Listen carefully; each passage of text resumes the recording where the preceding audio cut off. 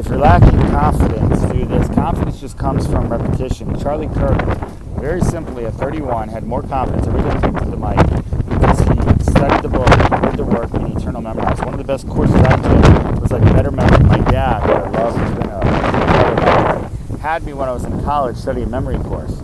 I didn't have to take notes because I used this memory thing, and it gave me more confidence when I raised my hand for a question and spoke. That alone, raising my hand for a question when I spoke in front of people, all the way to now to keynote speaking. I just finished a gig in Orlando, and I had more people reach out, hey, can you speak here, can you speak here, right?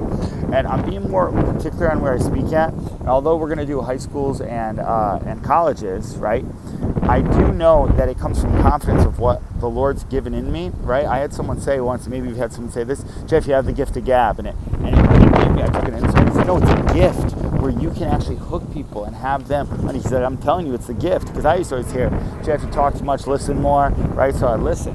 And just recently, we started doing these daily YouTube videos out here after we would do a workout and write our goals in the X Pro Planner, which is phenomenal. When we do that, when we write our goals down, I come out here and I have all this. So what like in the Bible, right?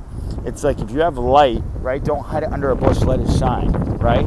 And I'm committing to memorizing Bible verses now. I just watched one of the guys talk about John 8, which in John 8, it's the greatest passage, because a lot of the people in Christianity and churches, they go with the love, right? Hey, Jesus loved, for God so loved the world, right? John 3:16, he gave his only begotten son so that it would never perish but have everlasting life, which is amazing.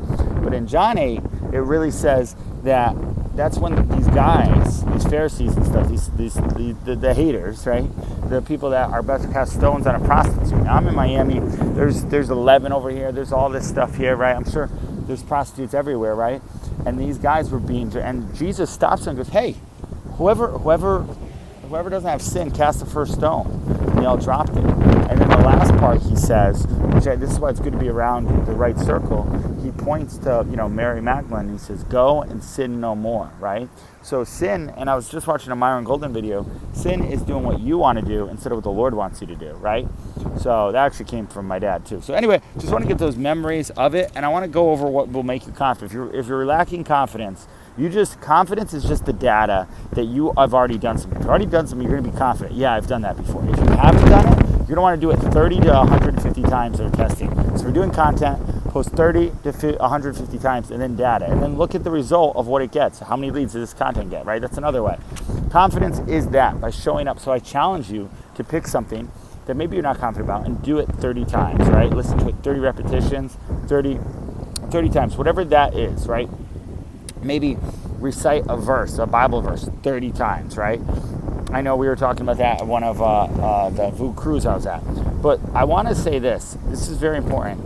Confidence also loves speed.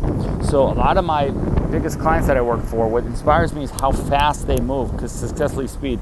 Even when the whole thing happened with Charlie Kirk, I immediately posted and said, hey, I'm going to live on this mission. I'm going to pick up where this guy left off. Sure, I don't agree with everything him what was the George Floyd stuff. He just said some things, I think, he was trying to be too literal than compassionate sometimes.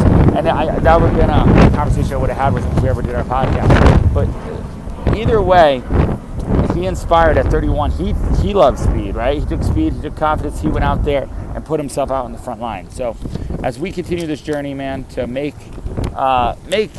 people be inspired, others always, show that you don't give up in America. This is the greatest country right here. Anything's possible to anybody. We're going to be highlighting, I said it was October 10th, we're going to move the date for everybody. We're going to highlight some events coming forward. So click like, subscribe, see you guys tomorrow.